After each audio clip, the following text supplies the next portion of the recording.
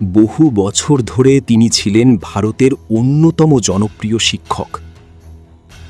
নিজের পাঠদানের মাধ্যমে শিক্ষার্থীদের সরকারি চাকরি ও অন্যান্য প্রতিযোগিতামূলক পরীক্ষার প্রস্তুতি নিতে সহায়তা করেছেন। তিনি বিহার, দিল্লি ও উত্তরপ্রদেশ জুড়ে কোচিং সেন্টার গড়ে তুলেছেন।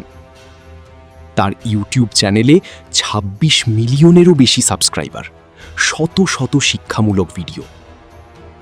আর শিক্ষার বাইরে তিনি দরিদ্র মানুষের জন্য স্বল্প খরচে চিকিৎসা সেবা দেওয়ার উদ্দেশ্যে একটি সুপার স্পেশালিটি হাসপাতালও প্রতিষ্ঠা করেছেন। কোটি মানুষের কাছে তিনি পরিচিত ছিলেন একটি নামেই, খান স্যার। বহু বছর ধরে এই নামটিই ছিল যথেষ্ট। তার পরিচয়ের চেয়ে তার কাজই ছিল বেশি গুরুত্বপূর্ণ। কিন্তু ২০২৬ সালের ২ জুন পরিস্থিতি বদলে যায়। এক প্রতিদ্বন্দ্বী প্রতিষ্ঠানের সঙ্গে যুক্ত একটি দল খানের কোচিং সেন্টারে হামলা চালায়। সম্পত্তির ক্ষতি করা হয় এবং নিরাপত্তারক্ষীদের সঙ্গে সংঘর্ষে জড়ায়। সম্পত্তি রক্ষার জন্য নিরাপত্তারক্ষীরা ভিড় ছত্রভঙ্গ করতে আকাশে গুলি ছোড়ে।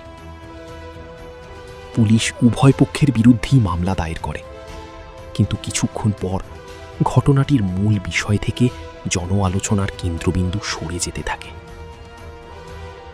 হিন্দুত্ববাদ সমর্থক কিছু গণমাধ্যম খান স্যার নামটি ব্যবহার করা বন্ধ করে দেয়।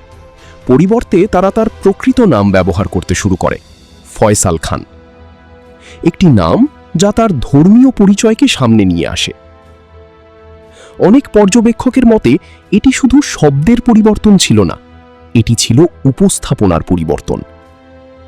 একজন শিক্ষকের পরিচয় থেকে একজন মুসলিম পরিচয়ে রূপান্তর।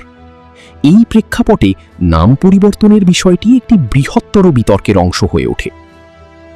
এটি কি শুধুই সাংবাদিকতার নির্ভুলতা ছিল, নাকি বিতর্কের মুহূর্তে ধর্মীয় পরিচয়কে সামনে আনার একটি বৃহত্তর প্রবণতার প্রতিফলন? এর কোনো একক ও সর্বসম্মত উত্তর নেই, তবে গল্পটি যেভাবে বলা হয়েছে তাতে পরিবর্তন স্পষ্ট। বছরের পর বছর ধরে কোটি কোটি মানুষ তাকে খান স্যার নামেই চিনতেন। একটি ঘটনার পর জনসাধারণের আলোচনার বড় অংশ তার পরিচয় নিয়ে কেন্দ্রীভূত হয়ে পড়ে। এই বৈপরীত্যই এখনও প্রশ্ন তুলে চলেছে। শুধু একজন ব্যক্তি নয়, একজন মুসলিমের জনপ্রিয়তা বৃদ্ধি হিন্দু রাষ্ট্রের এজেন্ডার জন্য একটি বাধা হয়ে দাঁড়াতে পারে। বিশেষ করে হিন্দু যুবকদের মধ্যে একজন মুসলিমের জনপ্রিয়তা বৃদ্ধি হিন্দু চরমপন্থীরা এর আদর্শের বিরোধী।